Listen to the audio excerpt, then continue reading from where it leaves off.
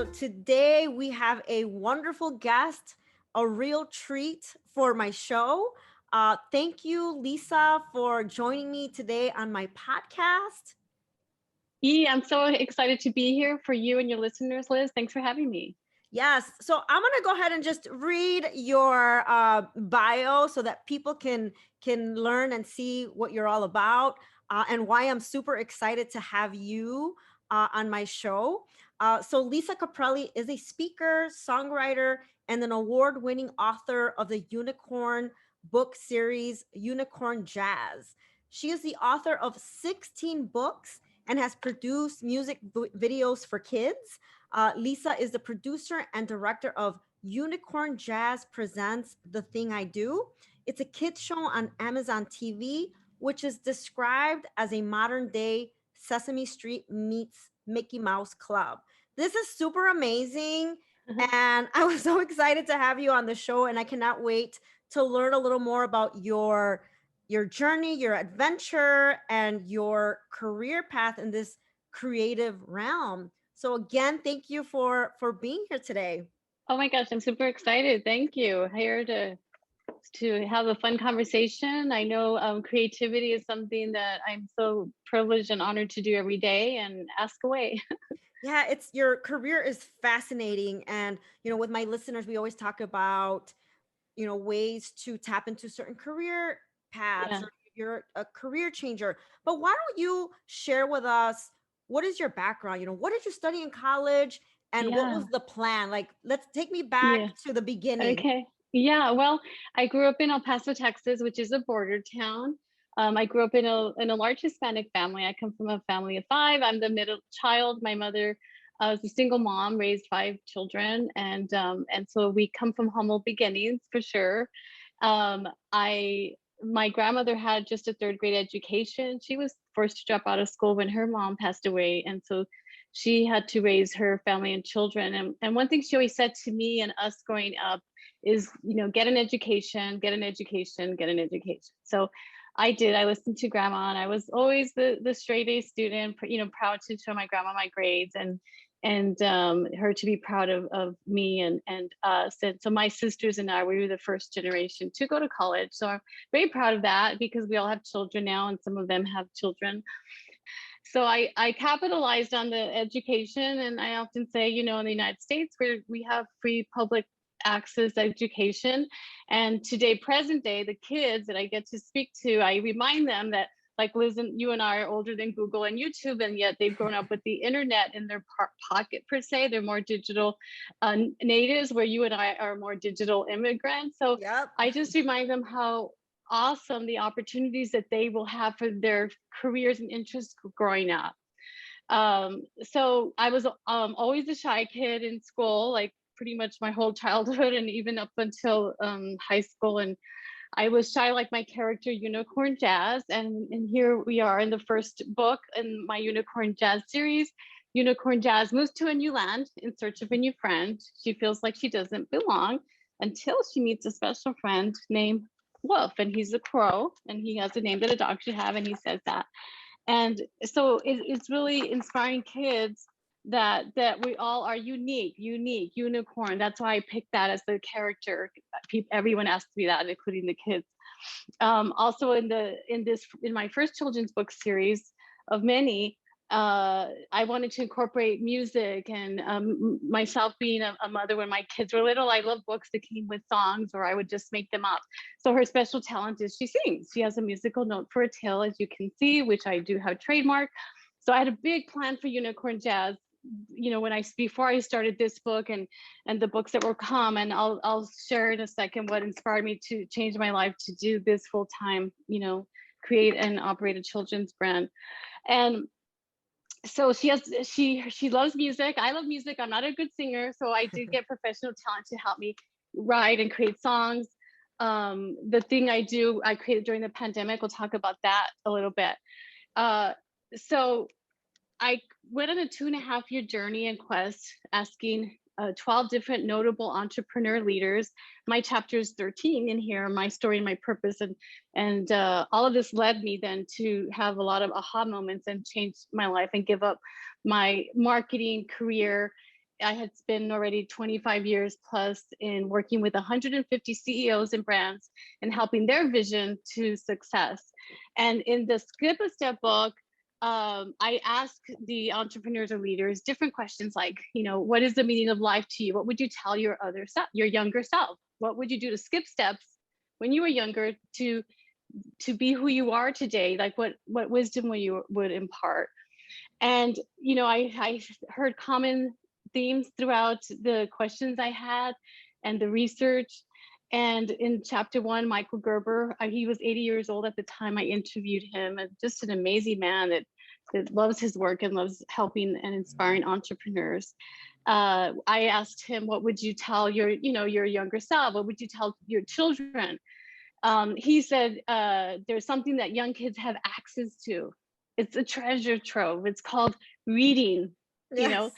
things like that. And one of my last questions to all the different leaders in this book was, one day you're going to pass on, as we know, time is promised to no one. What would you tell the younger generation if you had kids? Look into the camera. What would you tell them? And I really made it emotional for them for this book to really matter with the messages and lessons that they could give us. And in Michael Gerber, he at the very end, when I said, what's the meaning of life? And he just instantly says, why, it's to create. Joe Garner, a 6-time New York Times bestselling author in this book, he said it's important to have vision. He talks about when he was a little boy, his father, a salesman, often encouraged him that he could be and do anything he want. He never accepted the word no. And I related to that because I don't like the word no myself, because I was told no growing up. I was always told no, no, no. And so as I've grown up now, I've learned how to get a yes with, strategically, by doing action steps and creating visions for what you want. And obviously surrounding yourself with good people, good team, be kind to others, and never stop learning. So you talk about your experience working in marketing and working for somebody else's vision. What was that pivotal point for you when you thought, okay, it's my turn. Now Yeah. I want to pursue this. And I imagine it's scary, right? To be able to make that decision. You, Talk it about could, that. yeah, thanks. And there's a saying, there's many sayings. If it's to be, it's up to me. We all hear, like, if you do what you love, it won't be work, And I've always loved what I do. I love working with, business owners and CEOs, and seeing their visions, or me giving them the vision of where they want to go. And I used to say, you want to go there because we will, get ready. It might take 6 months or a year, but it was almost like these check marks of where we want to go, how we're going to get there, or no, if it was impossible, so obviously I had a client that was McLaren company. They souped up the engines to McLaren cars. Again, I didn't know anything about cars, and I worked for Toyota, did marketing, and a lot of people would come to me, like, they would just be like, no, we want you. We've heard you can help companies. You understand all these marketing,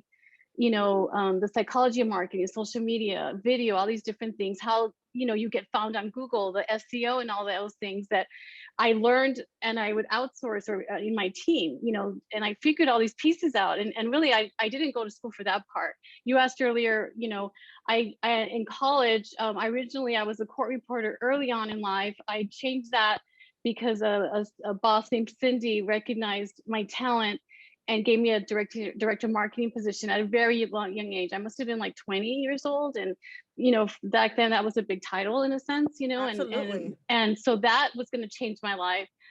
I then pursued a degree in social psychology, and everyone thought that was kind of odd, like, why social psychology? You should go stay in business. But I said no, because I want to understand communication more. People, everything we do is communication.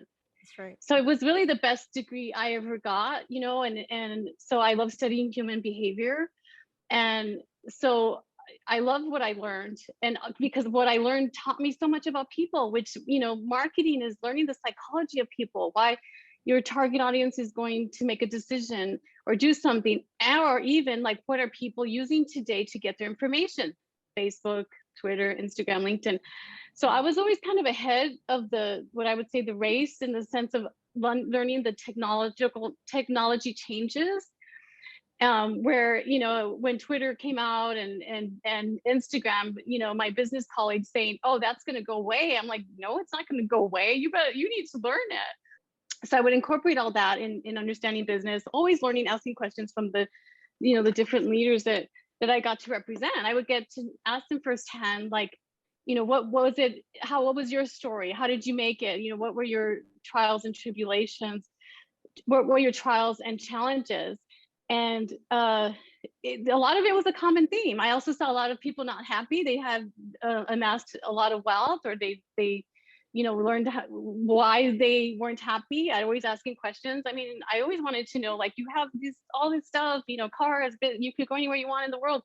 Are you happy? Mm. And I would get honest answers. And this is through my working with 150 CEOs, and in a sense, having that conversation would make them question themselves, like, why am I not happy, or what can I do if my life's all out of balance, I'm working too much, or I don't have a family life like I thought I would, all these things. So at the end of Skip a Step, chapter 13, I came up with the philosophy I call the 5 hats, which people love talking about. So 5 areas of life that I believe create meaning, value, and happiness. And you have your 5 hats, I have mine, we all have our different ones. But if you can understand them, and to me, it's kind of like a weekly balancing act of juggling all these hats, knowing that they're different for every one of us. Mm. So the 5 hats, it's family, friendship, career, connection, and then adventure. I And love that. First of all, I love thank the you. 5 hats. That's awesome. See, I know. And I at one point I was going to make it a book type, but it doesn't need a book. It's kind of what it says.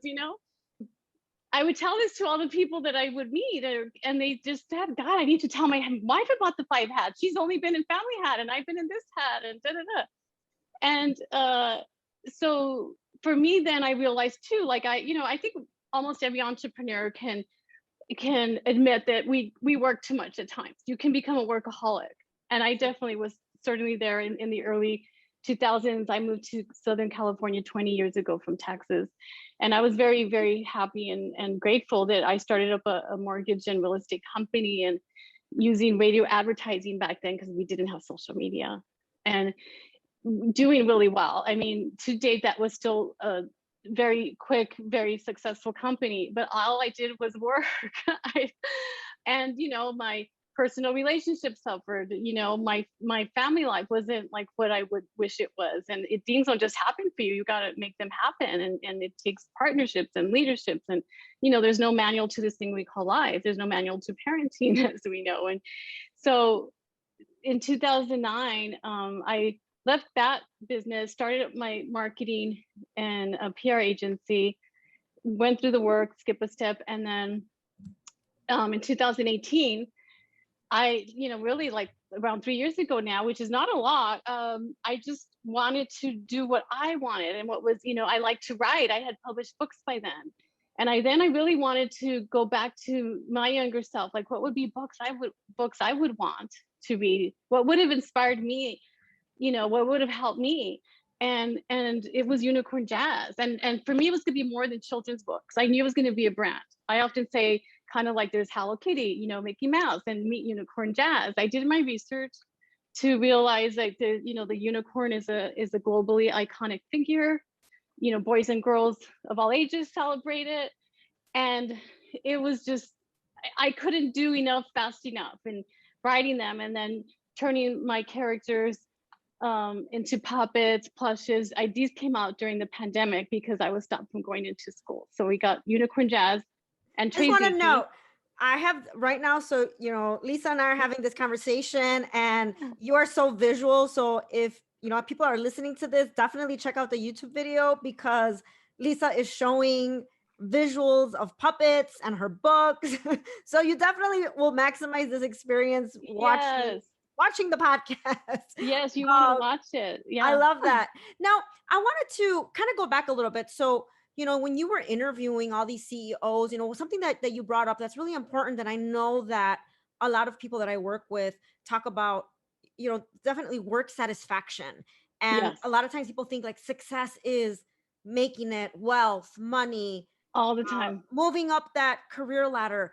But when it comes down to it, and even my experience talking to different people who you would say are successful because they have those job titles, that something is missing. And so, do you feel that after interviewing these individuals, that you thought to yourself, like, wait, what's my purpose? What are Hmm. my values? Hmm. And if so, what is your purpose? What is your vision in terms of, coming up with writing children's books? Like, what is your mission?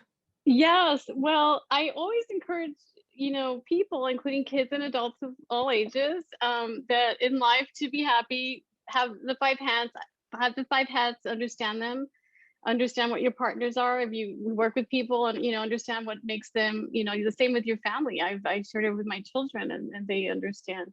And, uh, and I believe in God. And if you have God to bless all the five hats as I do, that's to me bonus, but, uh, and to celebrate and love the thing they do. So another visual here at the end of the Thing I Do book, which is a picture book about the character Trey Zeke, which is named after my son Trey. He's a zebra corn.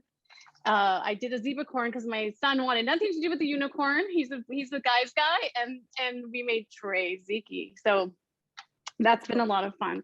So he, in the Thing I Do, which is the song title, it's also a music video and my show name that's on Amazon now and growing into more avenues.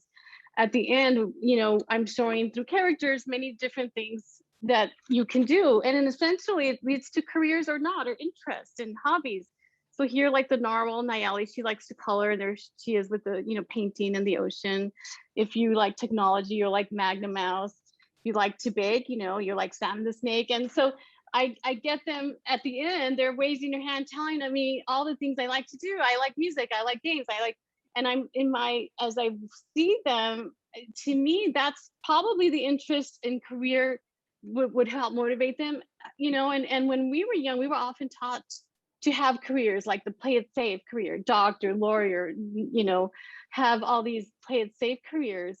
And I didn't have a play it safe career what I do today. If someone would have said, you should become an author, you should become a director, learn film editing. Well, one, yeah, I would have skipped many steps, but it's really inspiring the kids to do what they love. And if you're 40 years old and you love music and maybe you want to play the guitar, well, you should. That's going to lead to happiness. That's going to help your five hats.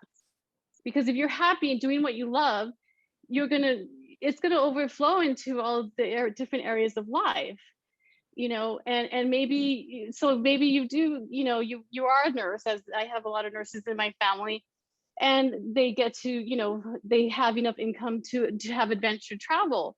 So it doesn't necessarily mean that your career should be, your be all everything, because as we know, as you grow older in life and we all live longer, that you want to be happy doing what you love in life. I mean, that's like, life 101. Yep. And so I always said my only voice was on paper because I grew up shy, like unicorn jazz. So my thing, or my talent that God has blessed me with, is writing. I mean, that was since I was a little girl. That was so easy. I love to write. If I could only write and now edit, I think that's just the coolest thing ever. Absolutely. Lisa, there are multiple things that you're kind of addressing here that I want to really make note of.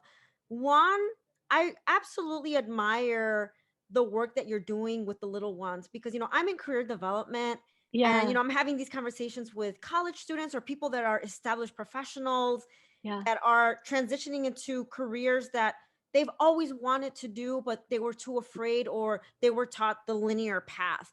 And yes, so you're educating the little ones in elementary school, middle school, yeah, and to have an open mind and really explore their interests and what they care about, and that you're using your videos and these yeah. books.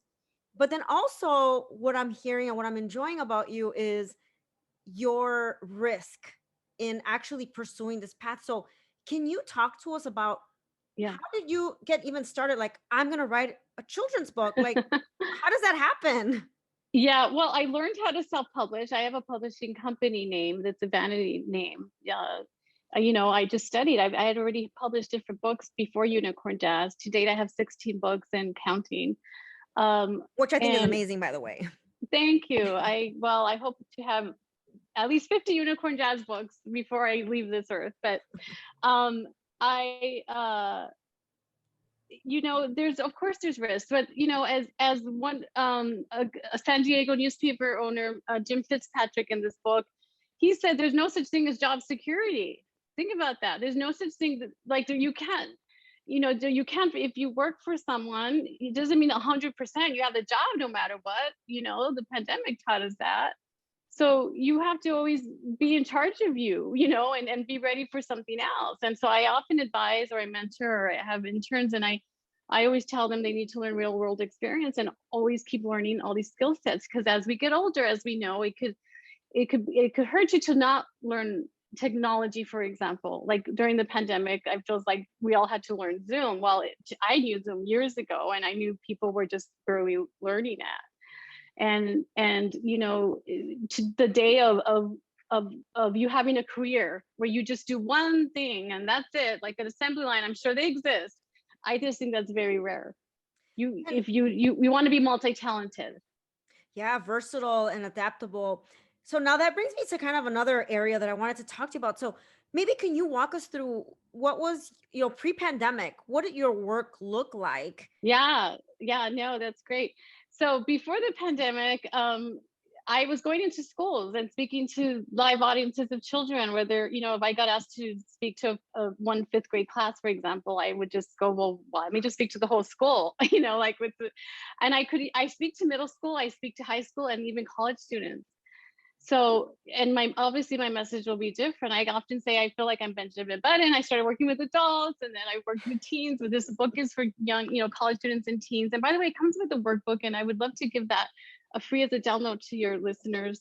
Thank And you. now I work with children, and I'm working, on baby books right now, and I absolutely love it. I love that I get to feel young all the time. I often say I get to feel 7, but with wisdom, and have fun playing and inspiring, the younger generation who are our future. But yeah, I was going into schools, and schools were, I was starting a nationwide tour, and I would do one school, and another school would find out through social. Of course, I did marketing, right? So who knew that my marketing background would help me as quickly as it did? And then so I started learning really fast, like how I'm going to grow my audience base, and obviously to sell books is one of the lifeblood of my business. So then I'm learning, because there's no manual on how to do author visits or how to capitalize on the most. So once I go and I deliver these messages to the kids, it was where you read the story, I play the songs, which, okay, that's to me easy, right? But then getting them excited about what it was like to create the book, how I got these ideas.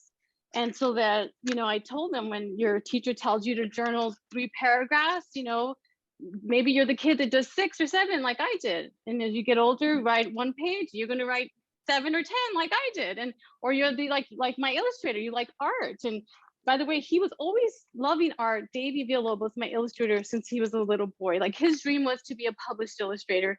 He does so much art today for other people, and I'm so proud of that. I love that I've helped so many people. They've helped me, and it just makes the world go round. I believe it's important to give back. That's one of the messages I say in almost every interview. And for me, the meaning of life is we're meant to give our lives away. And so I'm so grateful to work with charity partners like the Children's Hospital of Orange County. We do book drive donations. I give them all my show content for their hospital, digital technology, TVs for the kids. We're now working with Erin Community Cultural Center in Los Angeles. They're a food bank, and Shade Tree, Women and Children's Shelter in Las Vegas. And we have people send us books, and we donate them. And I go into story time and songs. And for me, I'm always still in my space, Yeah. doing what I love, books, encouraging reading, writing. I think That's that's just so admirable, right? That you're also giving back to the community and sharing your talents and this type of, I think, very important essential information, and just educating. yeah. So definitely paying it forward, I think is Yeah, it's important to help other people. I mean, the opposite of selfish is to help other people. And I'll tell you what, during the pandemic, when we were isolated and it seemed like we're kept from doing these things, it was kind of my way of pushing through. Like I was stopped from going into the schools. All my Right, school visits right. canceled. I had school visits scheduled out years out, like where the whole district would book me. And yes, and it was a bummer. And I just used my multimedia background then to say, well, I'm going to create a show that'll reach more people. When else would I ever have this time? And so I just feel like, if you are a go-getter, that you can do anything when you put your mind to it.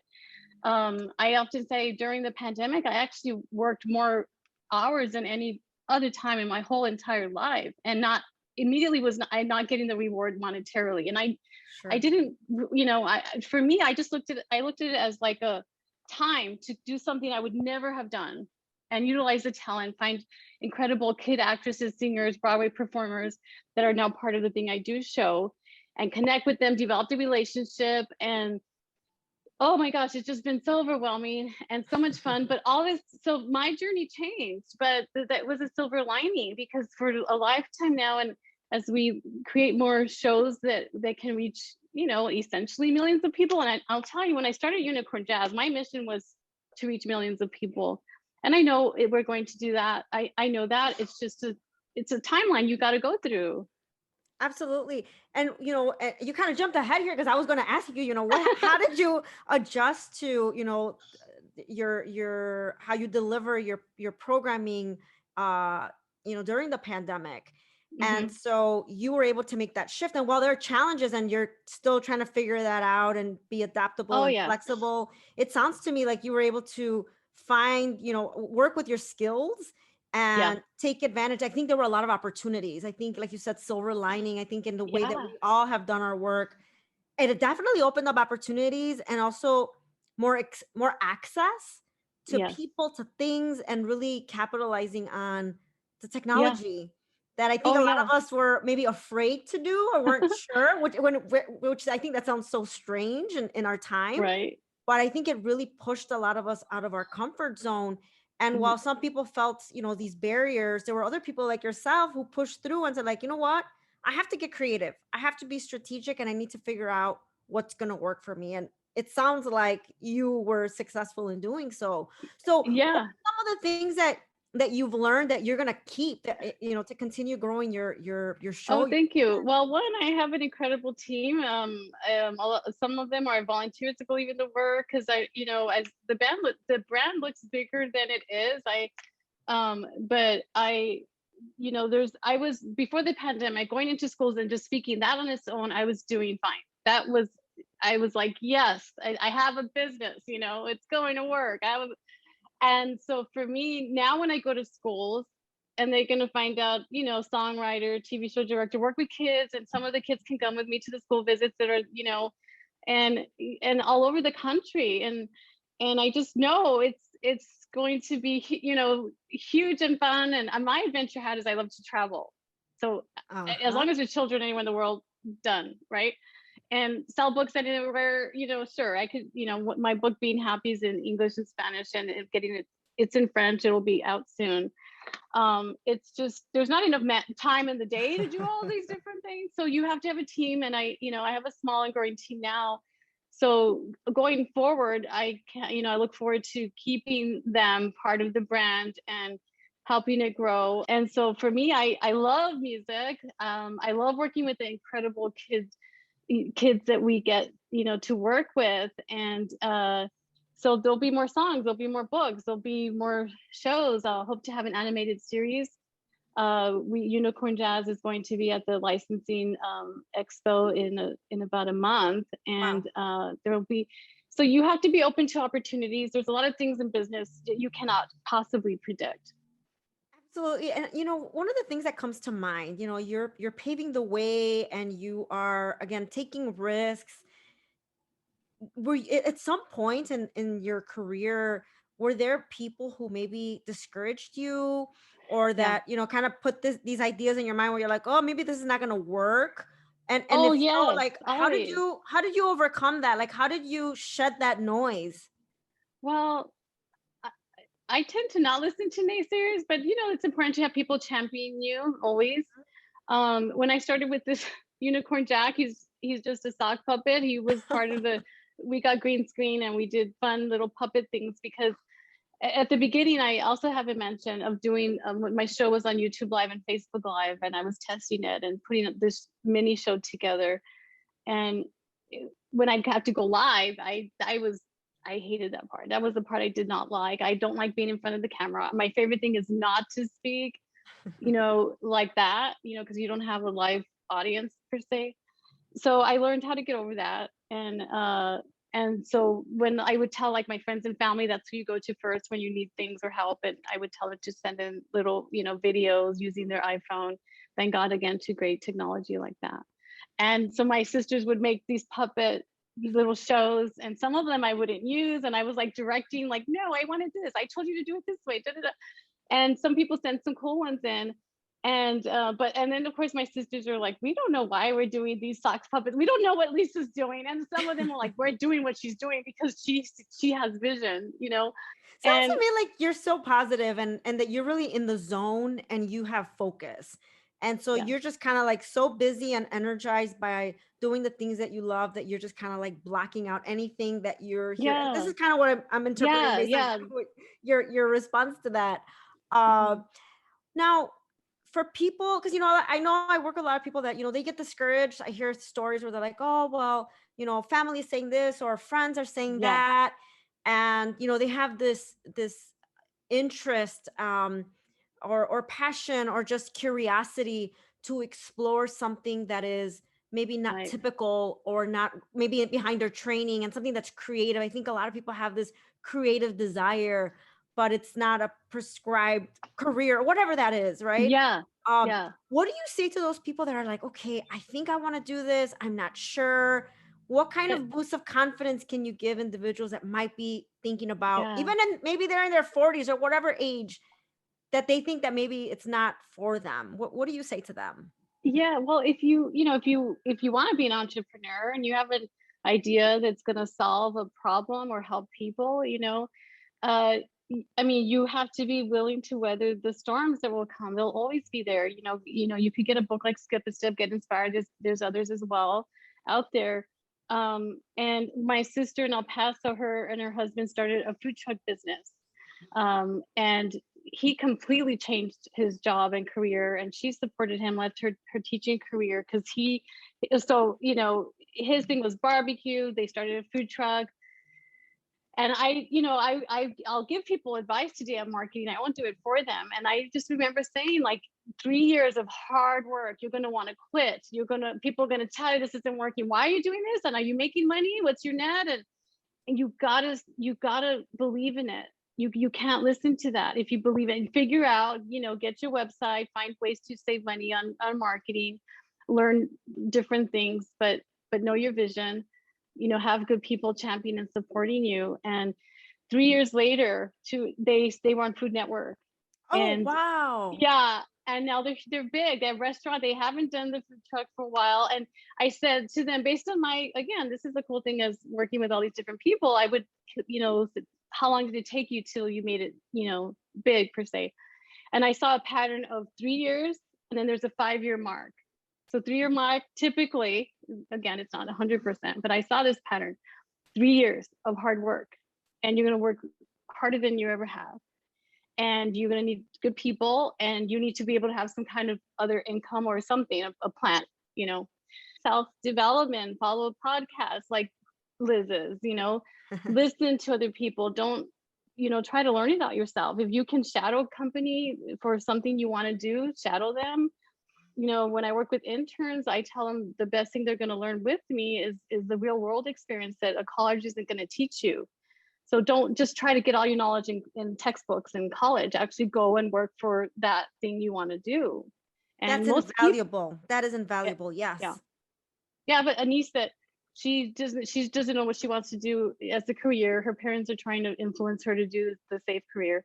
And I just said, no, no, no, that's not for you. I think you should be a news reporter. And I said, I can connect you, like instantly I connected her that same day.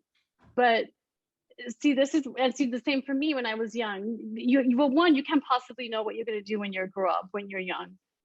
And, but it's still important to know what are your interests? What are you good at? And then what are you going to have fun at? How are you going to help people? And, all these different things. And again, we spend a large part of our life in school, right?